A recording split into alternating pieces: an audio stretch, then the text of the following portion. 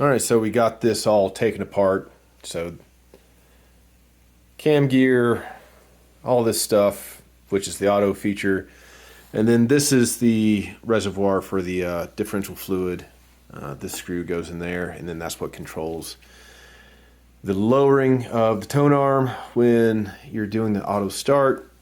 Also, when I got this taken apart, this has a little bend, so we're going to take this brass piece off, get that flattened out a little bit. And then I had to go to the hardware store because I really didn't have a tool to actually properly take this apart or take this off. This was keeping this piece on this shaft right here.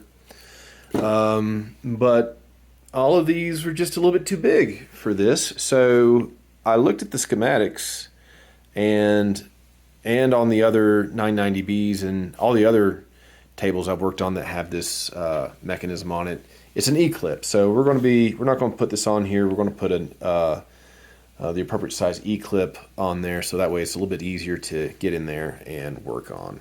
Also on this support post right here, that's where the cam gear goes. I noticed there was some clacking when the platter was engaged with the cam gear, so we're going to re-clean that and then re-clean this where the post goes, and hopefully we can get enough lubrication in there to where that spins freely enough to where it doesn't make that noise when it's doing the start and return. All right, so I'm not going to say that I think I have it fixed because I've said that so many stinking times, and it's just bit me in the ass every single time. It's the bearings. No, it's the aftermarket stylus. No, you didn't have it balanced right. No, it's got to be at 3 grams tracking. No, well, here's the difference this time from all the other times, and I wouldn't have found this out until if I didn't decide to put some thicker differential fluid in the little reservoir to try and dampen the tone arm lowering in the auto feature. So here's what I found. Okay, so that lifting platform has 3 pieces to it. Like, you've got a screw right here that adjusts the height of the lifting platform. You got the platform itself, and there's a post that runs all the way through. And let's see if you can't see it. Which one is it? Oh, there it is. So there's the post, and that follows a groove on this plastic piece.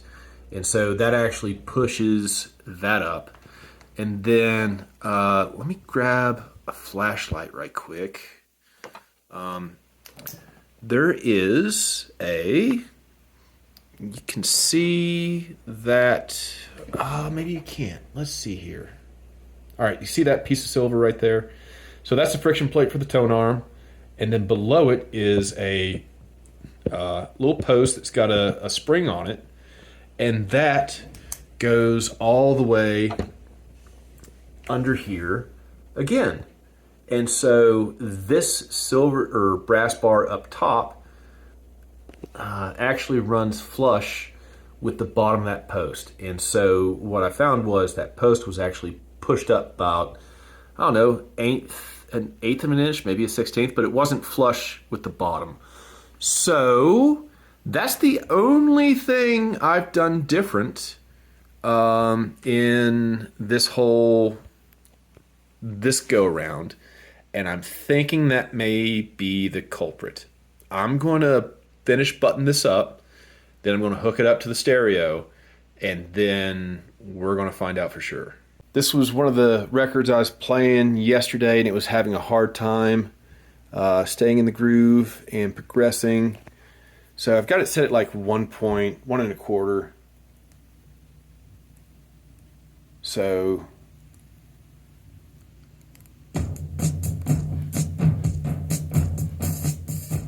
there's going to be pops and hisses out of here because I haven't gone and got this recapped. So we've got the original capacitors and transistors on there. So that's going to be something on the to-do list.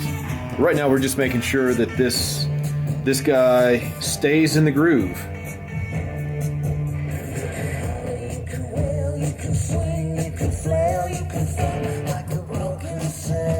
We're going to check the balance too.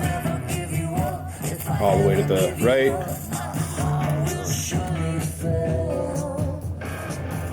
All the way to the left. Good. No grounding hum.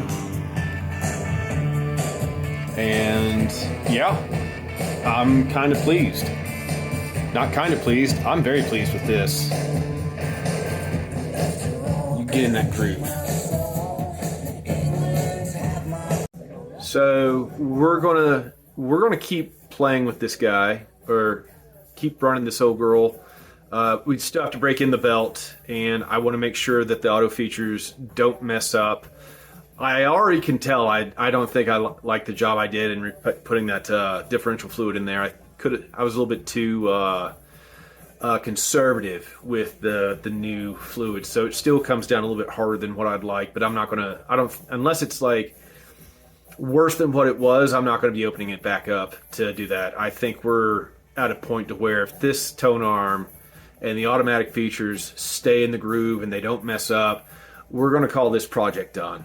And if it goes the next week without any issues, then we're going to be putting her up for adoption. And then it's off to the next then it's off to the next project.